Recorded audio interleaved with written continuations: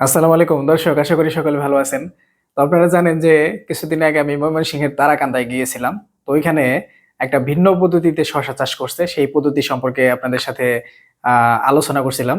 তো আজকের এই ভিডিওতে আমি আপনাদেরকে দেখাবো যে ময়মনসিংহের তারাকান্দায় যে পদ্ধতিতে চাষ করছিল, ওইখানে আসলে মাপটা কিভাবে দিছে, বেড কত ফিটের ছিল, ড্রেন কত ফিটের ছিল, মাছা কত ফিট উচ্চতার ছিল, মাছাটা কিভাবে করছে, মানে বিস্তারিত বিষয় ওই পদ্ধতিটা নিয়ে বিস্তারিত আলোচনা করব। এবং ভিডিওতে আমি আপনাদেরকে এটাও বলে দিব যে ওই পদ্ধতি কোন কোন এলাকায় এবং কোন কোন ধরনের মাটিতে ওই পদ্ধতিতে চাষ করা যাবে, এবং কোন কোন এলাকায় এবং কেমন মাটিতে ওই পদ্ধতিতে চাষ করা যাবে না। আমার ওই ভিডিওটা দেখার পরে ইতিমধ্যে মনে হয় অনেক মানুষ ওই পদ্ধতিতে চাষ করবেন শশা, এমন চিন্তা ভাবনা করে ফেলছেন। তবে ভাই সাবধান, এই ভিডিওটাকে দেখে নেন, আমার কথাগুলো শুনে নেন, তারপরে সিদ্ধান্ত নেন যে এই পদ্ধতিটা আপনার জন্য প্রযোজ্য কিনা বা আপনার এলাকায় এই পদ্ধতিতে শশা চাষ করতে পারবেন কিনা। হ্যাঁ, তো আসেন আমরা পদ্ধতি নিয়ে আলোচনা করি। আসলে ময়মনসিংহের তারাকান্দায় যে পদ্ধতিতে শশা চাষ করছে ওটা হচ্ছে অতি মাত্রায়, মানে অতি ঘনত্বে চাষ করছে। হ্যাঁ, ওইখানে আমি জমির উপর দাঁড়াইয়া আপনাদেরকে দেখাইছিলাম যে তারা কিভাবে কি করছে। এখানে আমি আরেকটু আপনাদেরকে ক্যালকুলেশনটা আমি হিসাব করে দেখাই দিব। আমি একটু খাতাটা সামনে নিয়ে আসতেছি।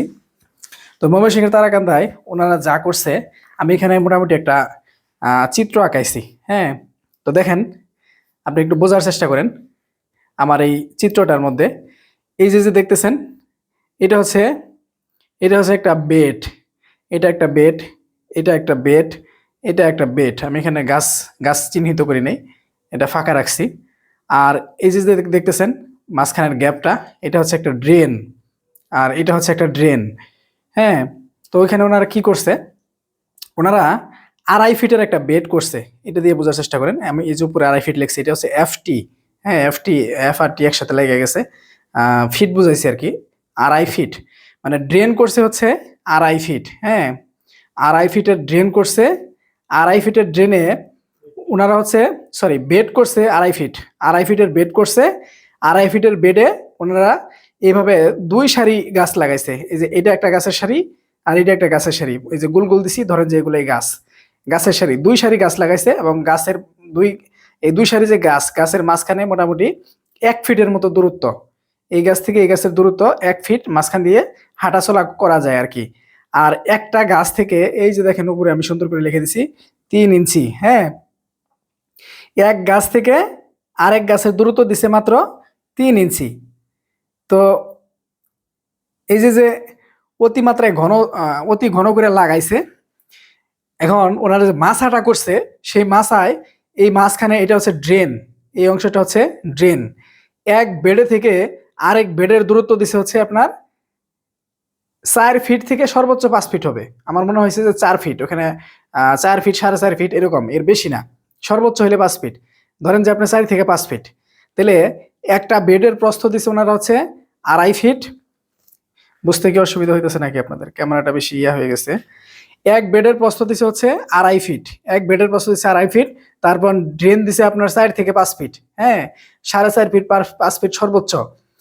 এক বেডের প্রস্থ দিছে 2.5 ফিট, ড্রেনের প্রস্থ দিছে 4 থেকে 5 ফিট। তারপরে এক সারাই থেকে আরেক সারার দূরত্ব দিছে হচ্ছে আপনার 3 ইঞ্চি। এক বেডে 2 লাইন, 2.5 ফিটের বেডে 2 লাইন, 2 লাইনের মাঝখানে আপনার গ্যাপ হচ্ছে মোটামুটি 1 ফিটের মতো। এখন এই লোকগুলা এখানে যে অতি ঘন করে বীজ লাগাইছে, এখন তো এদিক দিয়ে তো ড্রেন, এদিক দিয়ে ড্রেন, এবং এই ড্রেনের উপরে করছে মাছা। দেখেন মাছাটা কোন সিস্টেমে করছে আমি দেখাই। এই যে এই যে একটা গাছের সারি, এই যে একটা গাছের সারি, দুই গাছের সারির মাঝখানে যে 1 ফিটের মতো ফাঁকা জায়গা থাকলো, এখানে একটা খোটা পুঁতছে। খোটা পুঁইতা আবার এই যে যে এই যে দেখেন এই সবগুলা খোটা কিন্তু এক এক লাইনে পুঁতছে, এক লাইনে, একবার বরাবর এক লাইনে। হ্যাঁ, পাশাপাশি যতগুলা বেড আছে সবগুলার খোটা পুঁতছে এক লাইনে। তো মাঝখানে একটা খোটা পুঁতছে, পরে ড্রেনের মাঝখানে একটা খোটা পুঁতছে লম্বা। এখানে যে খোটা পুঁতছে এটা মোটামুটি আপনার হচ্ছে 1 ফিটের মতো বের হয়ে আছে, হয়তো 2 ফিটের মতো খোটা, 1 ফিট ডাবাই দিছে, 1 ফিটের মতো বের হয়ে আছে। হ্যাঁ, এটার একেবারে গোড়ার মধ্যে ওনারা সুতা টাঙাইছে। তারপর এই ড্রেনের মাঝখানে হচ্ছে একটা হচ্ছে আপনার দিছে 4 ফিটের মতো উচ্চতা মোটামুটি এটার। এই ড্রেনের মাঝখানে যে খোটাটা দিছে এটা হয়তো বা 5 ফিট করে কাইটা 1 ফিট ডাবাই দিছে। হ্যাঁ, এই খোঁটার গোড়ায় একটা সুতা বাইন্দা, এই যে এখানে ড্রেনের মাঝখানে যে 4 ফিটের একটা খোঁটা কাটছে, ওনারা এখান থেকে এখানে টানাইছে।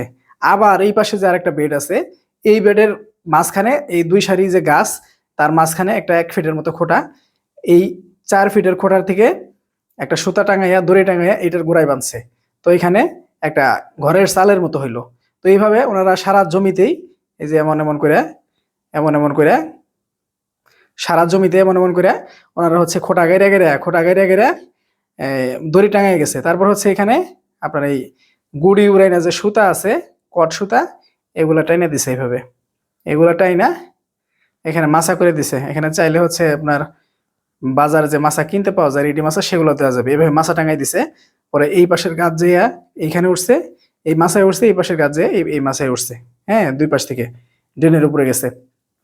আপনার এই ড্রেনের ক্ষেত্রেও কিন্তু একই সিস্টেম, এই ড্রেনের ক্ষেত্রেও একই সিস্টেম। এখানে এখানে এখানে যদি আমরা আরেকটা আঁকি তাহলে জিনিসটা কেমন দেখা যায়। এই ড্রেনের ক্ষেত্রেও একই সিস্টেম, এভাবে সুতা টাঙায় মাছা করছে। তো এটা গেল।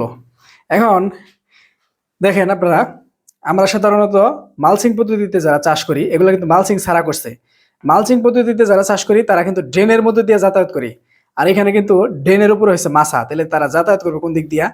এজন্য তারা যাতায়াত করে হচ্ছে আপনার এই যে একটা যে বেড করছে, বেডের মাঝখানে যে 1 ফিট গ্যাপ রাখছে, এদিক দিয়ে এরা হাঁটাচলা করে, এদিক দিয়ে যাই এই জমিতে স্প্রে দেয়, এদিক দিয়ে যাই এরা হচ্ছে সার দেয়। এবং তাদের গাছে যদি কখনো খাবারের প্রয়োজন হয়, সারের প্রয়োজন হয়, তখন দেখা যায় যে তারা এই সারটা হচ্ছে আপনার এই সুন্দর দেখা যাইতেছে না মনে হয়। তো সারের বা খাবারের যদি প্রয়োজন হয়, সারটাও তারা হচ্ছে এই এই 2 গাছের মাঝখানে এখানে দিয়ে দেয়। তো এটাই হচ্ছে পদ্ধতি। এখন এই পদ্ধতি কি সবার জন্য প্রযোজ্য কিনা, মানে সব এলাকার মাটিতে, সব ধরনের মাটিতে এইভাবে আপনারা শশা চাষ করতে পারবেন কিনা, এটার সুবিধা অসুবিধা কি কি আছে, এটা নিয়ে আমি এখন একটু আলোচনা করি। দেখেন, এই যে 3 ইঞ্চি পর পর গাছ দিছে, আমরা সাধারণত যারা মালচিং পদ্ধতিতে চাষ করে থাকি 18 ইঞ্চি পর পর একটা দেই। সেই হিসাবে ওনারা 3 ইঞ্চি, 18কে 3 দিয়ে ভাগ দিলে 6টা, মানে আমাদের যেখানে 2টা গাছ থাকে ওনাদের সেখানে 6টা গাছ থাকে, 4টা গাছই বেশি। যার ফলে শশাগুলা যখন ধরে, প্রতি গিডে গিডে তো মোটামুটি শশা ধরে, যখন সবগুলা শশায় এক মাছার নিচে ঝুলা পড়ে, তখন দেখা যায় প্রচুর শশা ধরেও প্রচুর, সত্যি সত্যি। তবে এই ক্ষেত্রে যে জিনিসটা ঘটবে, এত অতিরিক্ত ঘনত্বের শশা লাগাইলে আপনার ফলের সাইজ ছোট হবে। আপনি দেখেন তারাকান্দায় যে ফলগুলো ছিল ওগুলোর সাইজ কিন্তু ছোট ছোট, একেবারে ছোট না, ভালোই সাইজ ভালো। মানে ওনারা আর কয়েকদিন রাখলে হয়তো সাইজ বড় হইতো, কিন্তু ওনারা একটু কচি কচি হারভেস্ট করে। আমি ছোট বড় হিসাবে যাইতেছি না। এখন আমি যে বিষয়টা আপনাদেরকে ক্লিয়ার করে বলতে চাই, যে এই পদ্ধতিতে যদি আপনারা করেন, গাছ যেহেতু বেশি যাইতেছে সুতরাং ফল বেশি হবেই, এটা একটা সাধারণ বিষয়। আপনার জমিতে যদি পর্যাপ্ত খাবার থাকে, আপনি যদি যোগান ঠিক মতো দিতে পারেন, এত অতি ঘনত্বে লাগাইলে অবশ্যই ফল বেশি হবে। তবে এখানে ঝুঁকির বিষয় আছে কিছু। ধরেন যে এখন শীতকাল, আপনি অতি ঘনত্বে গাছ দিতে পারছেন, একেবারে হইছে, গোড়া থেকে ফল ধরে উপরের দিকে উঠা শুরু করছে, কিন্তু আপনি যদি বর্ষাকালে এইভাবে লাগান, বর্ষাকালে এখানে যদি আপনি 18 ইঞ্চি পর পর লাগান, তাই এই মাছায় গাছ রাখতে পারবেন না, গাছ ধরবে না, এত পরিমাণে গাছ হয় বর্ষাকালে। হ্যাঁ, সুতরাং শীতকালে আপনি অতি ঘনত্বে লাগাইতে পারেন, আপনার কোনো তেমন কোনো সমস্যা হবে না আমার যতটা মনে হয়। কিন্তু গরমকালে এইভাবে লাগাইতে গেলে আপনার প্রচুর পরিমাণে গাছ ঘন হয়ে যাবে, ওখানে ফল ধরতে চাবে না, এটা একটা সমস্যা হবে। আর যে বিষয়টা, এখানে কিন্তু মালচিং দিয়ে করছিলেন না, আপনারা দেখছেন। তো একজন আবার কমেন্টও করে ফেলছে আমার ভিডিওতে, যে তাহলে ভাই মালচিং কি শুধু শুধু, মানে মালচিং এর বিষয়টা কি মিথ্যা, মালচিং কি কোনো কাজে আসে না, মালচিং ছাড়া এত সুন্দর ফলন হয়েছে? ভাই মালচিং এর কাজ মালচিং করে। এই যে জমিটা, এটা হচ্ছে আপনার বেলে দোআঁশ মাটি এবং কালচে রঙের, অনেক উর্বর মাটি, বেলে দোআঁশ কালচে রঙের। এই মাটিতে যদি আপনি মালচিং না দেন, এখানে তেমন কোনো ঘাস হবে না। আপনারা দেখেন আমার ভিডিওতে, ওই জমিতে তেমন কোনো ঘাস নাই। হ্যাঁ, ওইখানে ঘাস হবে না। তারপরে ওই মাটি আপনি যদি ওই স্তূপ করে বা বেড বানাইয়া 2-3 মাস 4 মাস রেখে দেন, ওই মাটি শক্ত হবে না। আমরা যে জমিতে গেছিলাম ওখানে মাটিগুলো একেবারে নরম ছিল, গাছের বয়স ছিল আপনার 52 দিনের মতো, 55 দিনের মতো, তখনও মাটি নরম ছিল মোটামুটি 2 মাস পরে।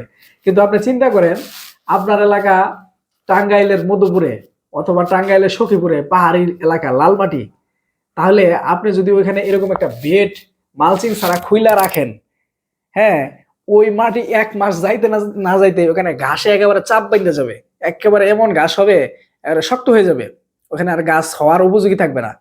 তারপরে ওই মাটিটা মনে করেন যে একটা আইল বা বাতর বা রাস্তার মতো হয়ে যাবে যদি আপনি এই পদ্ধতিতে মালচিং ছাড়া করেন। হ্যাঁ, আবার যদি আমাদের যে ওই মধুপুর সখীপুরের যে লাল মাটি আছে, এরা যে বেডের উপর দিয়ে হাইটা যায়, তারপরে হচ্ছে স্প্রে করে, তারপরে তাদের মাটিগুলো শক্ত হয় না, পিটা যায় না। কিন্তু আমাদের মধুপুর সখীপুরের যে লাল মাটি আছে, এগুলোর উপর দিয়ে যদি আপনি যাইয়া হাইটা স্প্রে করেন, তাহলে দেখবেন যে মাটিগুলা শক্ত হয়ে একেবারে জমির আইলের মতো হয়ে গেছে। তো এটাই সতর্কতার বিষয় যে যাদের মাটি ভালো, যেখানে ঘাস হওয়ার সম্ভাবনা নাই, এবং হচ্ছে আপনার কি আছে ওই আহ, ঘাস হওয়ার সম্ভাবনা নাই, এবং হচ্ছে আপনার আহ বেলে দোআঁশ মাটি বা দোআঁশ মাটিটা শক্ত হয়ে যাবে না, তারা হচ্ছে এই পদ্ধতিতে করতে পারেন। আর যাদের মাটি শক্ত হয়ে যাওয়ার সম্ভাবনা আছে, প্রচুর পরিমাণে ঘাস হইতে পারে, তারা তারাও এই পদ্ধতিতে করতে পারেন। তবে মালচিং দিয়া করলে আপনারা এই পদ্ধতিতে যাইতে পারেন, কিন্তু মালচিং ছাড়া এই পদ্ধতিতে যাদের মাটি শক্ত হয়ে যাওয়ার সম্ভাবনা আছে এবং ঘাস হওয়ার সম্ভাবনা আছে, তারা এই পদ্ধতিতে যায়েন না। আর এই পদ্ধতিতে যদি কেউ করতে চান, পরীক্ষামূলকভাবে প্রথমে করবেন, তারপরে বেশি করে করবেন। এই পদ্ধতিতে করলে এত পরিমাণে গাছ দিলে, গাছ যদি সঠিক মাত্রায় ফল দেয়, তাহলে সাধারণ পদ্ধতি থেকে ফলন বেশি হবে। কিন্তু এই পদ্ধতির কিছু সমস্যাও আছে, গাছ বেশি ঘন হয়ে যেতে পারে এবং সব ধরনের মাটির জন্য পদ্ধতিটা উপযোগী না। আর এখানে যে মাচাটা দিছে, এই মাচাটা একেবারে নিচে ছোট, যে সমস্ত গাছগুলা একটু বড় হয়, এখানে যে 4 ফিটের মাচা দিছে, 4 ফিটের মাচায় মানে গাছ ধরবে না, আরো বেশি উঁচা মাচা দিতে হবে। হ্যাঁ, তো আলোচনা করলে আরো অনেক করা যাবে, শেষ হবে না। মোটামুটি এখানে শেষ দিতে চাইতেছি। আল্লাহ হাফেজ।